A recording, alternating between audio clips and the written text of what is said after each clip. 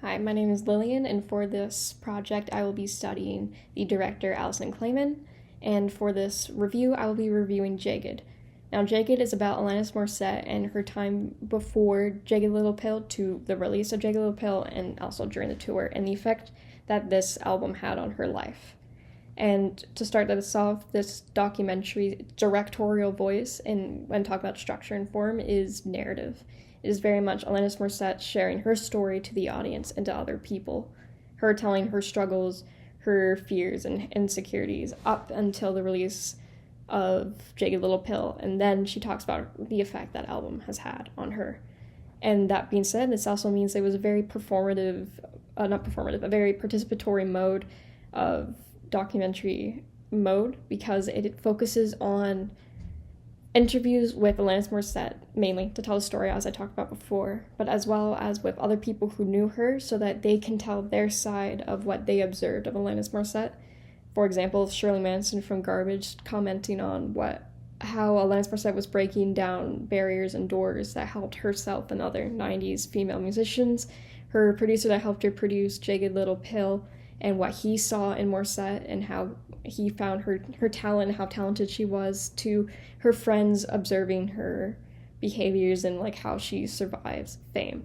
And then there's just one more part before I head on to what the actual theme is that I want to discuss. Is there one moment of observational documentary mode? Now, when this entire documentary, it has been very go, go, go, go, go, go, go, very adrenaline heavy, like this happened, and this happened, and this happened, because that's what was happening in her life. Things were happening at lightning speed. She became a global sensation at like 19, 20, 21.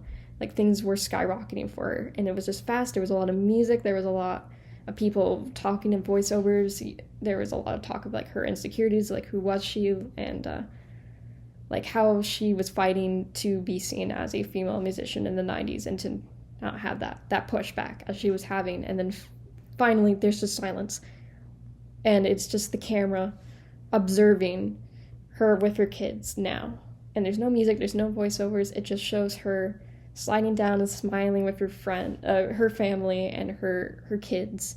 And it shows just how at the end of this story, through all she's been through, she has been able to find a place of contempt and happiness even through all of this fame, that she has not lost a piece of herself to the industry. And I found that was a really powerful and positive way to wrap up the documentary, especially it using observational as a way to show that. And then when talking about the theme, I found a lot of the focus was first Alanis Morissette's ability to break open doors for a lot of female artists. She was one of the first, along with like Hole and Garbage, to sing about things like sex, to sing about breakups and love, and that helped open the doors for so many women in the music industry. Taylor Swift, for example, had inspiration from Morissette. It just shows like after all this pushback of magazines being like, oh, why is she singing about this? Why would she sing about this? Why can't she still be this way? She kept singing about these things, and that gave courage to a lot of women in the industry to sing, and that was a big focus. But it also just shows the focus on how Alanis survived being famous through the eating disorder she had when she was a teenager, through the immense amount of fame, through even her own band members using her own fame to like sleep around, to eventually, as I said in that last moment, that peace and quiet of the observational mode.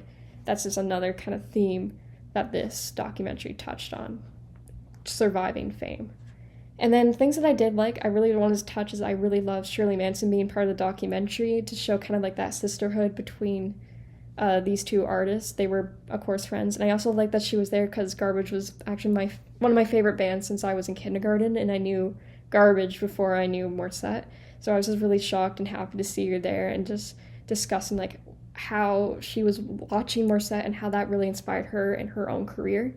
The only thing is that I didn't like is that it glossed over a lot of negative aspects, which of course certain things would be very personal for Morissette to talk about. I'm not talking exactly about that, but there was just one moment where the band members were just kind of like glossing over, like, oh yeah, we used to like sleep around, and we used to use Morissette's fame to sleep around with people, and it kind of just cuts to Morissette being like, yeah, I was upset about it, but I couldn't fire them because I would have a bunch of people who would do the same thing but play worse.